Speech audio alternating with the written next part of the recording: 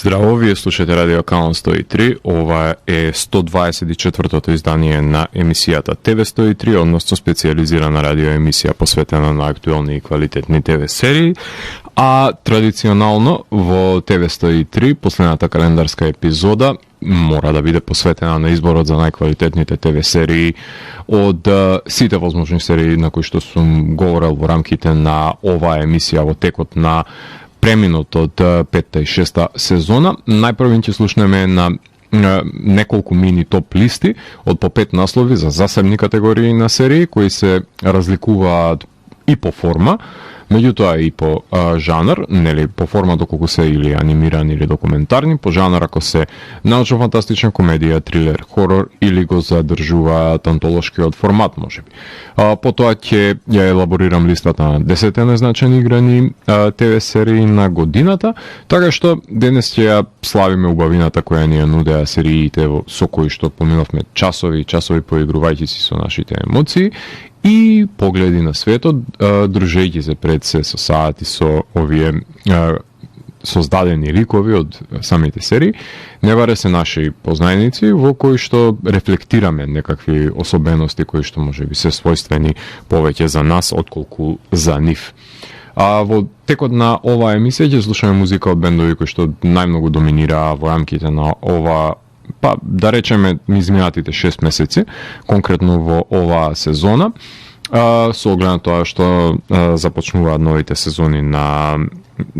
полетниот период, односно есен и зима, во рамките на ТВ 103, така што ја започнаме емисијата со еден бенд кој што имаме можност оваа година да го гледам во Македонија, конкретно настапува во Маракана и направи една незаборавна свирка, промовирајќи го нивниот нов албум именуван како Man or Island, и ја слушавме насловната тема од овој албум од одличниот српски бенд Cardinal Point, и потоа слушавме Pilot the Dune, односно композицијата El Machina, кој што се наоѓа на нивниот албум, кој што го носи името на самиот бенд Pilot the Dune. А во продолжение слушаме бенд од Словенија, конкретно ги слушаме инструменталните стонери кои што сакаат да летаат во вселената со помош на нивната музика, односно слушаме Хоба, со кој од истоимениот нивен албум ќе ја слушнеме композицијата Black Russian, и потоа се враќаме етер да започнеме со прегледот на мини топ листите во зависност од жанровската провениенција во која што ги подредив ТВ сериите кои што сметам дека се најзначајни за гледање во рамките на оваа година. А доколку сакате да знаете кои се најквалитетните ТВ серии за 2023, тогаш вие сте на вистинската фреквенција која планира од сферата помеѓу појавното и имагинарното, кај што се крие еден притаен меѓусвет, нудејќи можности за одгатнување на енимите на постоењето. Јас сум Зlatko Ѓелевски, а вие останете вклучени. Започнем програмата на ТВ 103. Вие слушате Радио Канал 103, ова е 124-тото издание на емисијата ТВ 103, во која што ќе ви говорам за односно за најквалитетните ТВ серии кои што се појавија во текот на оваа година, односно пред да преминеме на листите, мора да установиме дека и покрај протестите на сценаристите и актерите се постигна некаква, ајде да ја наречеме, согласност помеѓу студијата и авторите во Холивуд, со тоа што се даде јасна назнака колку ми не треба да брои една телевизиска екипа и да се надеваме дека студијата нема да бараат само спек сценарија за пилоти од сценаристите, само за да може да ги чуваат во трезор и да не може да ги добие конкуренцијата, така што има уште многу проблеми кои не се решени во рамки на броевите кои што се кријат на гледаноста пред се на овие ТВ серии, меѓутоа еден чекор е направен во права насока, барем според мене. Моментално во тек се ТВ сериите The Curse, For All Mankind, Lessons in Chemistry, само што заврши пред една недела, Jeong Seong Creature, Monarch Legacy of Monsters исто така е во тек, нова сезона на Репшет има, Fargo има нова сезона исто така која е во тек, и туку што ќе заврши Murder at the End of the World, како и Extended Family и 1760 излезе минатата недела, така што горе-долу ова се сериите кои што се актуелни во текот на декември или завршуваат или се на средина од сезоната, така што дел од овие веќе ги гледам. Па затоа и не сум во можност да направам емисија, барем до сега не имам можност да го направам тоа, или па да ги вклучам во изборот на листите, затоа што принципот и правилото на оваа емисија важи дека не може да се стават во избор само затоа што не се комплетирани, така што кога ќе се изгледа и последната епизода, ќе може да се добие и последниот дел сложувалката за тоа што представуваат пред се овие ТВ серии. Меѓутоа не се тоа единствените ТВ серии кои што не се гледани од моја страна, имам пристап. Исто така имам своевидна листа на ТВ серии кои што се достапни, меѓутоа поради немањето на време од една страна или немањето на ставање на приоритети од актуелност кои се некои серии, например, некои беа изоставени, така што иако имам пристап до новите сезони на Succession, на Reservation Dogs, на Calling from Accounts, на Hijack, на Somebody Somewhere новата сезона, на Miss Davis, на The Gold, на новата сезона на Ted Lasso, Perry Mason, па и Full Circle серијата, односно како што може да забележите, скоро и да не наоѓам време за втори и за трети сезони на некои серии, доколку не ме фасцинирала првата, што од една страна го должам и можеби на долгогодишното разочарување дека продолженијата се прават само здраво за готово заради XY причини кои не се врзани повеќе со квалитетот, туку се врзани повеќе со можноста да се направи продолжение без да се задржи оваа квалитативна одредница, така што знае тоа да биде дополнителен проблем поради кој што и го избегнувам гледањето на новите сезони кои што се во тек. Меѓутоа тоа па и не значи дека не треба да им се даде шанса, можеби ќе дадат дополнително изненадување и затоа наместо да останам на пример со некоја медиокритетна серија за нејзино продолжение, давам повеќе шанси на нова серија која што би ја приложил во рамките на емисијата, за да може да се направи еден предлог плюс за да погледнете нешто што, например, до сега не сте имале можност или да ви дадам некоја сугестија која што сметам дека е значително да се прокоментира заради тоа што не мора да биде до тој степен нужна и актуелна ако во викендот се појави. Така што оваа година изгледав 102 ТВ серии, односно сезони, така што не дека имам неограничено време и јасно располагање за да ги гледам, меѓутоа тоа што го имам за време на викендите и во текот на работната недела, во таа хиперпродукција јас морам да направам некаква си прелиминарна селекција и од таа селекција да изберам што е вредно за гледање. Баш и поради таа причина, например, анимираните ТВ серии беа голем дел избегнати и изоставени од моја страна, со тоа што ако ви нудам топ листа на 5 анимирани ТВ серии, ќе ја лимитирам на 3 со оглед на тоа што само толку и имав можност да ги изгледам. Најдоброто што можев да најдам, со тоа што на трето место се наоѓа Junji Ito Maniac, Japanese Tales of the Macabre, на второ место Rick and Morty со новата сезона и секако најдобра анимирана серија за оваа година сметам дека беше Scavengers Reign. Најдобри документарни ТВ серии, тука и тоа како имам што да зборувам, со оглед на тоа што имам имав јас лично многу поголем избор од гледаното да прокоментирам за нив, така што можам да напоменам дека има и неколку серии кои како предлог можам да ви дадам кои се надвор од самата листа, како Gods of Tennis, како Stolen Youth, Inside the Cult of Sarah Lawrence, Ladies First, A Story of Woman in Hip Hop, се серии кои што се значајни за да се погледнат, така што може да си изберете некоја од нив за да погледнете. Со тоа што покрај овие на петто место се наоѓа I Wanna Rock, The 80s Metal Dream, односно ТВ серија за рок-н-рол движењето во 80-тите години, односно hair metal бендовите. Четврто место Dark Side of Comedy, серија за трагичните случаи кои што се врзуваат со комичарите од 90-тите во голем дел, најчесто врзани со алкохолизам и наркотици. Трето место Shiny Happy People, Dagger Family Secrets, односно копањето по тајните на една фамилија која што е во окото на јавноста. Второ место The Age of Influence, односно ТВ серии за најразлични случаи кои се врзуваат со социјалните мрежи, конкретно со луѓе кои што максимално во најкраток можен рок стануваат популарни, вирални и се влијателни пред се, со кое што го гледаме нивниот подем и нивниот пат. И секако најквалитетната документарна ТВ серија за мене беше чиста десетка, тоа е Robocop, односно Robodoc, The Creation of Robocop. Серија за 4 часовна предсе серија за снимањето на одличниот игран филм на Пол Верховен, каде ни самиот режисер и неговите соработници веќе немаат перде на јазикот со оглед на тоа што знаат и да си поиграат со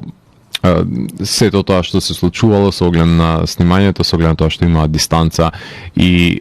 искреност поради која што не ни мораат да се кријат едни од други или да си прават лице. Антолошки ТВ серии, покрај тоа што White Lotus има, например, секоја сезона различна проблематика разработува, може во најшироки рамки да се срсти како заедно со American Horror Story да се бројат како ТВ серии со антолошки формат. Меѓутоа на 5-то место се наоѓа Creepshow, на 4-то место се наоѓа Black Mirror со последната своја сезона, на 3-то место е Gingy Tomaniac, односно Japanese Tales of the Macabre, вклучувам и анимирана со оглед на тоа што антолошкиот формат беше задржан. На 2-ро место е Inside Number 9 со низината најнова сезона и секако најквалитетна антолошка ТВ серија за мене е American Horror Stories. Година по година докажуваат дека American Horror Stories се многу поквалитетни од самите действија кои што се држат за American Horror Story, кои дури не ги вбројувам. Не ги бројувам затоа што во хорор жанрот, затоа што одамна не направиле квалитативна исчекор напред. Со тоа што оваа година од хорор серии дефинитивно треба да се погледнат и What We Do in the Shadows и The Watcher. Меѓутоа, на 5-то место се наоѓа The Horror of Dolores Roach, на 4-то место Yellow Jacket со новата сезона, на 3-то место Lars von Trier и неговата The Kingdom, 2-ро место Swarm и најдобра серија, секако не треба тука многу дискусија, која е во прашање хорор жанрот, треба да му се верува на господинот Майк Фленеган, The Fall of the House of Usher, човекот кој што направи да биде популарен и ден денес и да биде релевантен дополнително самиот Едгар Алан По, со оглед на тоа што тој знае да биде врзан во периодични историографски конвенции, така што тој го донесе во 21. век на визуелен план. Научно-фантастичните серии, покрај тоа што може да ја погледнете Hello Tomorrow, на листата на 5-то место се наоѓа The Last of Us, на 4-то место Gen V, односно итерацијата на The Boys, 3-то место Ема Врго, која што беше прилично авангардна серија, 2-ро место која беше и почетокот на годината, ја гледав претходната сезона, меѓутоа во тек и наредната и едната и другата се прилично квалитетни. For All Mankind е на 2-ро место и прво место секако дека е Silo ТВ серијата. Од комедиите имаше изобилие на комедии оваа година, од кои што може да се погледнат и Split Up, и Minx, и Bobkis, меѓутоа морам да ги напоменам дека и оваа година и тоа како се квалитетни остварувања. 5-то место Inside Number 9, 4-то Based on a True Story, 3-то Kunk on Earth, која што е исто така една комична, меѓутоа документаристика пред се серија која што обработува, односно мокюментари серија. Второ место сите сезони на купче од Derry Girls, кој што има можност да ја погледам, и секако Дейв е ненадминлива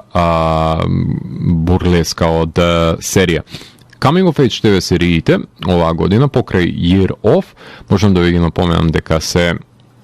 Веќе спомнатите петто место Gen V ја пласира, четврто место I'm a Virgo, трето место Gossip Girl со новата итерација, второ место Harlem, кошаркарската ТВ серија и прво место Cruel Summer со новата сезона. И да ги напоменеме само уште трилер сериите со тоа што ги имаш исто така во изобилие оваа година, од Fatal Attraction, од Crowded Room, до Welcome to Chippendales и Inside Man. Покрај нив на петто место се наоѓа Class of 09 со првата сезона, четврта е The Idol, трето место е Dead Ringers, односно ремейкот на култниот филм на Девид Кроненберг. На второ место е зимската Woman of the Dead, односно реваншистичката ТВ серија, и на прво место е екранизирањето на 12 Angry Men во формата на ТВ серијата The 12. Така што тоа се накратко по позиционирањето на од прво до петто место на најразлични жанрови и најразлични формати на ТВ серии. Така што тука правиме кратка музичка пауза и во продолжение ќе ги слушнеме King Mountain со композицијата Firebringer од Wrath of the Gods, албумот кој што го издаде оваа година. Desert Flag ги слушаме со Along the Company од албумот The Book of Sense, потоа следуваат Stones of Arkham со композицијата Of Things to Come од истонасловениот албум, и Baroness ќе слушнеме со Anodyne од нивното ново студиско издание Stones, и потоа се враќам во етер да ви говорам за топ листата на 10 најквалитетни ТВ серии за 2023 година. Уживајте! Вие слушате Радио Канал 103, ова е 124-тото издание на емисијата ТВ 103, односно именувано како телевизионерство, односно преглед на најквалитетните ТВ серии за 2023 година. А ова е сегментот на емисијата каде треба да започнеме со овој преглед од 10 именувани ТВ серии, од кои што треба да ги напоменам и треба да напоменам пред се неколку серии кои што во последен момент не успеа да се најдат на топ листата од 10 најквалитетни играни ТВ серии, од кои што една од нив е Under the Banner of Heaven, со која што со Ендрю Гарфилд во главната улога. Исто така и новата сезона на Morning Show, која што беше прилично квалитетна, не успеа да влезе во топ листата, заедно со бизарната Jury Duty, која што од проста причина не може да се најде на неја заради тоа што е мокюментари, и секако Silo, најквалитетната научно-фантастична ТВ серија, во последен момент беше исфрлена од оваа топ листа пред почнувањето на емисијата, со оглед на тоа што квалитативно беше заменета од една друга серија. Меѓутоа сепак ова се ТВ серии кои и тоа како имаат што да кажат не само во рамките на својот жанр, туку и надвор од него, заради тоа што содржат квалитети кои и тоа како треба да бидат земени предвид кога ќе се вреднува сето тоа што може да понудат. Започнуваме 10-то место, се наоѓа ТВ серијата The Idol, создадена од страна на Реза Фахим, Сем Левинсон и The Weeknd, реализирана за HBO, односно најконтроверзната серија за оваа година, која ги испровоцира гледачите да не ја догледаат до крај и да не сватат за што станува збор во борбата за превлас во врската помеѓу поп пеачката, која сака да ја реобмисли својата поп персона, снимајќи го незиниот нов албум и налетувајќи на еден опортунист кој ќе се обиде да ја искористи незината привилегирана позиција со издавачката куќа за себе промоција, само што на крајот на серијата и самиот ќе биде искористен за задржување на славата на пеачката. Нема потреба да губам време во делаборирање на контроверзата која беше предизвикана околу серијата, со оглед на тоа што беа прикажани првите епизоди на Канскиот фестивал, знаеме дека колку е нежна тамошната публика и немарно суди пред да изгледа во цела серијата и да осознае што значи преозначување на еден лик, затоа што тогаш би ја добила само комплетната слика за серијата, така што секое повлекување на заклучок на негледано е ступидно според мене. Провокативна серија која имаше што да каже за позицијата од една страна на издавачката куќа на 21 век, визави потребата на артистот да ја реобмисли својата стејдж персона во мигот која ќе се соочи со одлуката дали да работи формулаично, да го преповтори албумот кој што станал популарен, или од корен да ја реобмисли својата персона и тоа што сака да го наметне со собствената музика која што ја создава. Така што едно од најзначајните прашања кои што можеби се врзуваат за музичкото издаваштво во денешницата, кои што од Beatles до Sleep Token сите бендови се соочиле со ова проблематика. На 10-то место тоа значи дека се наоѓа ТВ серијата The Idol. 9-то место, Копенхаген Каубој, режира, односно е создадена од страна на Сара Изабела и Николас Виндинг Рефн за стримерот Netflix. Серија која докажа дека не е важно во кој период на годината ќе се појави една ТВ серија која има трајни вредности, ќе се реферира дури 11 месеци подоцна. Серијата ја предводеше еден енигматичен женски лик Миу, која има мистериозни моќи за кои се запознаени мафијашите од данското подземје, низ кое се придвижува Мио. Обединетите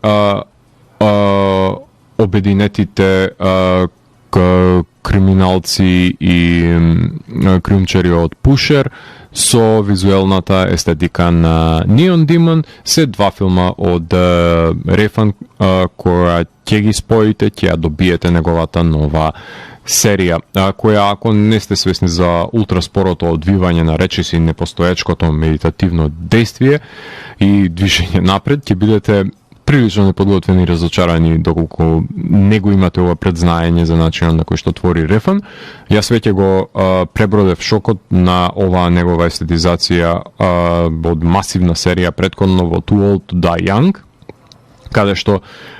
буквално имаше 10 часовно стоење во место за да има експлозивна 15-минутна разрешница. Па ова беше прошетка за мене оваа негова серија, односно човекот работи на промовирање на абсурдното, налик Twin Peaks-овиот линчовски пристап, меѓутоа на својствен начин, така што препорачливо е за смелите гледачи кои не се плашат од авангардот да го притиснат копчето на и да започнат да ја гледаат ТВ серијата Копенхаген Каубој, која што започнува, ако ви се верува, на српски начин со оглед на српски јазик и со оглед на тоа што има ликови кои доаѓаат од оваа провениенција во рамките на Данска.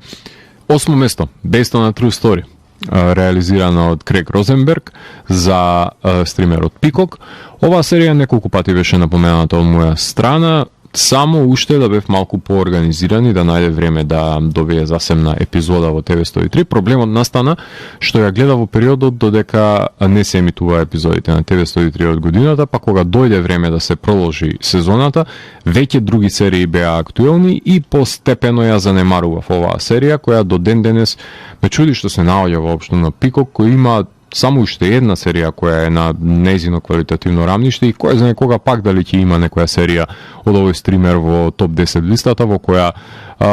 Based on a True Story серија во која три лика се обидуваат да капитализираат од фамата околу True Crime подкастите, кои се енормно популарни денес, како што веќе знаете. Меѓутоа, за да се издвоиш од баграта, треба да понудиш нешто исклучително и ексклузивно, нели? Што во случајот на овие подкастери е личното познавање на убиецот за кој е наменет всушност подкастот. Затоа и секој негов следен чекор, први тие ќе го осознаат пред останатите известувачи. Така што комичната нишка во криминогените чинодействија е уникатна жанровска хибридизација која е изоставено многу други хибридизации од ТВ сериите, како што, например, не секогаш функционира тоа во Only Murders in the Building, меѓутоа во рамките на Based on a True Story и тоа како е функционално. Затоа и се наоѓа на 8-то место оваа ТВ серија. 7-мо место, Daisy Jones and the Six, реализирано од Скот Нойштатер и Майкл H. Вебер за Amazon Prime. Неодамна доби засебна епизода на TV103 оваа музичка серија за подемот и падот на бендот со два харизматични вокали и нивниот пред турбулентен процес на создавање на музика, која ќе се најде на нивниот албум Аурора, додека во позадина нели се развива љубовната поврзаност помеѓу нив, која доволно пламти за креираните композиции да бидат всушност нивно допишување. Инспирирани од Fleetwood Mac, без разлика на тоа што сме ги погледнале овие шематски рок-н-рол саги за потребата од музичка експресија на музичарите, предизвиците за соработување во самиот бенд, соочувањето со издавачите, организирањето на турнејата, тежиштето кое што го има турнејата за членовите на семејството, пред се долгите турнеи се оддалечуваат музичарите од нив, додека се станува уште една заборавлива жртва на каузата на секс и дрога. Секогаш е добродојдено уште еднаш да се говори за овие проблеми, затоа што се универзални и се повторуваат на секој бенд кој ќе се доближи до светската слава и го започне својот пат. Музичките серии секогаш ќе имаат предност во музичкото радио канал 103, така што местото на листата е повеќе од заслужено и оправдано за Daisy Jones and the Six. На 6-то место во рамките на оваа топ листа се наоѓа Minx, односно со својата втора сезона, предводена од Елен Рапапорт, работена за Stars на Lionsgate, кај нас се емитуваше на HBO Max. Првата сезона на оваа серија минатата година беше на 7-то место на листата, оваа година е едно место повисока, затоа што сметам дека поголем предизвик е да се направи успешна втора сезона отколку успешна прва сезона, затоа што ликовите се веќе дефинирани, нивните соодноси се впрегнати, воспоставени и сепак треба да се најде конфликтна ситуација за задржување на вниманието на гледачот, што е за секаква пофалба ако може да се реализира во втора сезона. Во случајот на комичната серија знаете дека станува збор за публикација, односно магазин, со големи машки тела, наменет за женската читателска популација во 70-тите години на минатиот век, и постојан судир има во оваа ТВ серија на уредничката феминистка со неговиот порнографски издавач на списанието. Имаше драстични игри за превласт на одлучувачката моќ во списанието во втората сезона, која говори за тие задкулисни игри за тоа кој ќе го има последниот збор пред се во реализирањето на овој магазин, како што беше случајот исто така и во ТВ серијата Morning Show. Само што тука игривото прикажување на експлицитната содржина и тоа како ја прави попримамлива за гледање, допирајќи до постаменти како што се например премиерата на Deep Throat и тенискиот меч помеѓу половите, за кој што сте запознаени во документарните и во играните итерации. Едноставно, ова е порнографска рок-н-рол приказна, која што сметам дека треба да ја погледнете по можност и првата и втората сезона во еден здив, доколку тоа не сте го направиле. И поради тоа, Minx се наоѓа на 6-то место со својата втора сезона. Тука можеме да правиме една кратка музичка пауза и во продолжение на емисијата ќе ги слушнеме Coma Doof со Time Ain't On Our Side од албумот Miasma. Потоа ги слушаме Blue Almonds со композицијата Place in Mind, која што се наоѓа на нивниот албум Mashup. High on Fire ги слушаме со моќната композиција Blood from Zion од новото албумско стварување The Art of Self-Defense. Потоа следуваат 7 Weeks, гранџерите со композицијата Black Hole Your Heart од Fade into Blurred Lines и Green Lung ќе слушнеме за крај со композиција посветена на кралицата вештерка, односно Максин, која се наоѓа на нивното студиско издание This Hidden Land. Така што во продолжение слушаме музички блок и потоа се враќам во етер да ви говорам за 5 најквалитетни ТВ серии за 2023 година. Уживајте. Вие слушате радио канал 103, ова е 124-тото издание на емисијата ТВ 103, која што е насловена телевизионерство, односно преглед за најквалитетните ТВ серии за 2023 година, а со топ листата на 10 најквалитетни серии за кои што ви говоре во рамките на оваа година, доаѓаме до 5-то место, каде што за малку ќе беше заборавена оваа серија дека се случи и во рамките на оваа година, со оглед на тоа што минатите години имаше други сезони. Меѓутоа, третата сезона на ТВ серијата Дейв се најде на 5-то место, која што е реализирано од Дейв Барт и Джеф Шефер за FX на Hulu. Серија за хип-хоп артистот кој се фали со неговиот мал полов орган во неговите композиции. и во новата сезона замина на турнеја, снимаше видеоспот со неговата симпатија од основно училиште, се соочи со својот најголем фан од југот на Америка, одеше на првата за него Мет Гала, погледна дел од документарниот филм кој што беше снимен на турнејата и неуспешно трагаше по љубов во оваа динамична сезона во која успева екипата која стои за серијата да се надмине себе си секоја година и да направи прилично квалитетна ТВ серија. Крајно непредвидлив е овој неранимајко заедно со неговата свита, кој стана новата тајфа на лик Ентураш, например, со оглед на тоа што неговите анксиозности и несигурности го вовлекуваат и во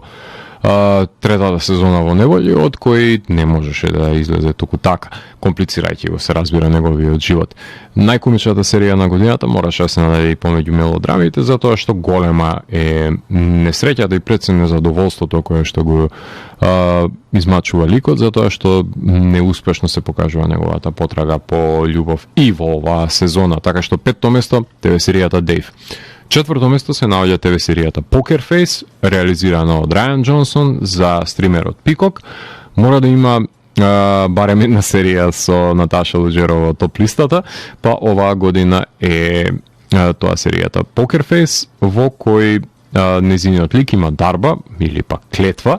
да може да процени дали некој говорител ја кажува вистината или па ја лаже, односно станувајќи човечки детектор на лаги, способност која ја става во незавидни позиции, патувајќи од град по град во епизода и бегајќи од ликови кои што сакаат да ја злоупотребат таа незина способност за свој бенефит. Серијата е составен дел од инвертираните детективски серии, односно во принципот How Catch Them, не е Who Done It, туку е How Catch Them, налик Колумбо и Magnum P.I. во кој што сведочиме на криминалот на почетокот на епизодата, а до крајот на епизодата таа треба да го реши случајот додека нели е во константно бегство мафијашите. За пофалба е инвентивниот начин на кој што запаѓа во неволја и како се комплицира пред секој случај кој без разлика на тоа што го знаеме сторителот уште во првиот кадар, останува интересен за следење до крајот на секоја епизода, затоа што ликот на Луџеро, исто како и ликот на Дейв од неговата серија, се прилично неконтролливи. Четврто место Покер Фейс. Трето место е ТВ серијата Winning Time, The Rise of the Lakers Dynasty, со втора сезона, која што е реализирана од страна на Макс Боренштайн и Джим Хект за HBO Max. Првата сезона се најде на петото место минатата година и оваа серија има скок од 2 места напред, исто така заслужено, без разлика на тоа што на Макс ја направија, според мене, најголемата грешка во историјата на стримерот, што беше откажувањето на продолжувањето на оваа серија, снимена на филмска лента со прекрасни монтажни интервенции, кршење на четврти ѕидови и возење со ролшуи на кошаркарските терени за да се снима акцијата одблиску. Серија која што изгледа како ниту една друга спортска серија, доловувајќи ги победите и поразите на екипата на Лос Анџелес Лейкерс на почетокот на својата, условно кажано, модерна династија, додека владееле Карим Абдул-Џабар и Меджик Џонсон под кошевите и Лери Бърд се подготвувал да им се одмазди од другата страна на САД, конкретно од Бостон. Во втората сезона се соочивме со неможноста на Меджик да игра по системот кој што го наметнува Пет Рајли, создавајќи нови конфликти во тимот со оглед на тоа што тој е миленик на собственикот на клубот. Само што дојдовме до историографската диагноза на Сида на Џонсон, заврши серијата со еден прилично незначаен кајрон во кој што се испишани само случувањата од 90-тите. И прашањето е тука каде е тука ерата на Шек и Коби, каде е Леброн. Едноставно сметам дека може да се продолжи и треба да се продолжи, не е само шоутајм со оглед на тоа што нели тоа е називот кој што гласи за ова елитна екипа од 80-тите години, заради тоа што таа е постамент за сето тоа што следува денес, што го знаеме за Лос Анџелес Лейкерс, и сметам дека треба да има своевидно продолжение која што ќе ги рефлектира останатите славни генерации, заради тоа што и во текот на ова сезона не беше до крај истуркана Showtime, односно не беше последните 3 сезони која Magic игра за нив дефинитивно не беа прикажани, едноставно беа испишани на кајрон, што е кукавичлук според мене. Грешка во чекори направија HBO Max и да го казниш тимот што победува, колку и да чини снимањето на ова серија, е грешка според мене, која што ја направи овој стример. Нема ништо квалитативно на тоа рамниште како што е серијата Winning Time The Rise of the Lakers Dynasty, која што се наоѓа на 3-то место. Вице шампион оваа година, второ место за Beef, односно серија која што е реализирана од Ли Сунг Јун за стримерот Netflix. Стивен Јеон и Али Вонг ја предводат највисоко пласираната оригинална серија со прва сезона за оваа година на топ листата. Условно може да кажеме дека е најдобра оригинална серија, кои што глумат ликови кои не се задоволни од тековната животна позиционираност и во мигот во кој ќе спречат настанување на сообраќајна несреќа, помеѓу нивните автомобили започнуваат еден реваншизам еден против друг, до тој степен што се подготвени да ги демолираат туѓите животи само за да бидат во право, преди самите да согледаат дека се во идентична незавидна позиција и имаат повеќе сличности од разлики. Серијата е успешна во портретирањето на наметнатите очекувања на фамилијата, кои ја хендикепираат пред се индивидуата, која не може да го живее идеалниот живот според нивните побарувања, и во тоа напокнување се случува ова еруптивна ескалација помеѓу овие два носечки лика, кои што беа прекрасно реализирани во рамките на ова ТВ серија со одличниот шлаг на тортата во последната епизода во сезоната на Биф, каде што конечно се согледа дека се всушност лице и опачина на една идентична личност која што е незадоволна во своето тело во сооднос на тоа што се очекува од нив и што всушност тие сакаат да постигнат во нивниот живот. Така што второ место за оваа година е ТВ серијата Биф и традиционално мора да го прогласиме првото место кое што се наоѓа на ова топ листа, односно прво место за 2023 година за најквалитетна ТВ серија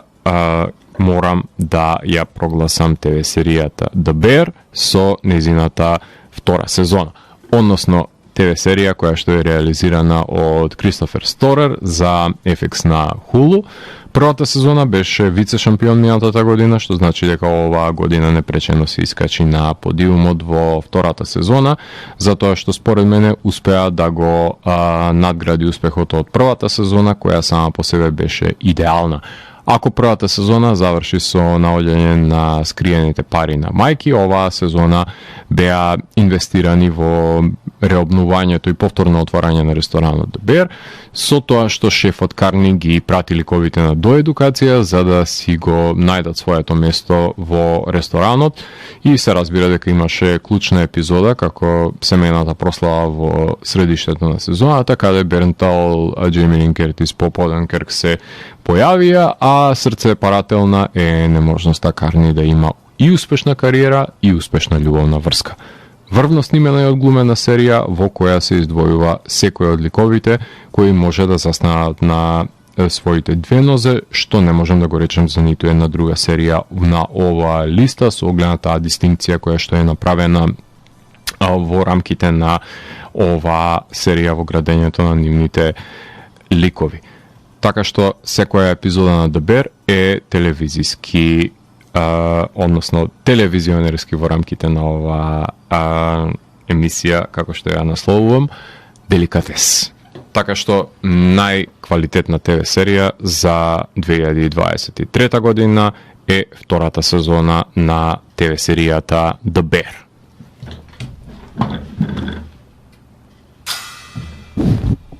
Мораше и тоа да се слушне, така што топ листата на 10 ТВ серии кои што составуваат изборот на најквалитетна ТВ серии во 2023 година гласи на 10-то место The Idol, реализирана за HBO, на 9-то место Copenhagen Cowboy, реализирана за Netflix, 8-то место Based on a True Story, реализирана за Peacock, Daisy Jones and the Six е реализирана за Amazon Prime на 7-то место, на 6-то место се наоѓа Minx со втората сезона, реализирана за HBO Max, 5-то место Dave, трета сезона за FX6, се извинувам, на Hulu, 4-то место Poker Face, реализирана за Peacock, 3-то место Winning Time, The Rise of Lakers Dynasty за HBO Max, второ место Beef, реализирана за Netflix, и прво место The Bear, втора сезона, реализирана за FX на Hulu. Така што Hulu, Netflix и HBO Max, па дури и Peacock, и на крајот имаме по една серија за Amazon Prime, ако не се лажам, и тие има една серија која што е во игра во рамките на ова сезона, така што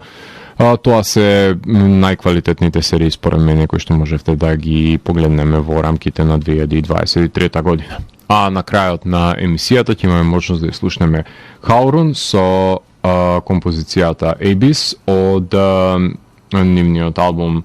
Wilting Within, и потоа ќе слушнеме Космодром со уште една психоделична композиција со блузерски влијание, се разбира, блуз ја слушаме од Welcome to Reality, нивното студиско издание. Вие го слушавте 124-тото издание на емисијата TV103 со Златко Ѓелевски, кај што детално ја представив листата на најквалитетни ТВ серии за 2023 година. TV103 е уникатен сигнал кој се појавува секој четврток оваа фреквенција и во рок од 2 часа ви нуди длабински поглед во значењето на актуелните ТВ серии. До наредното издание, гледајте ТВ серии и останете вклучени. Среќни новогодишни празници. Чао, чао.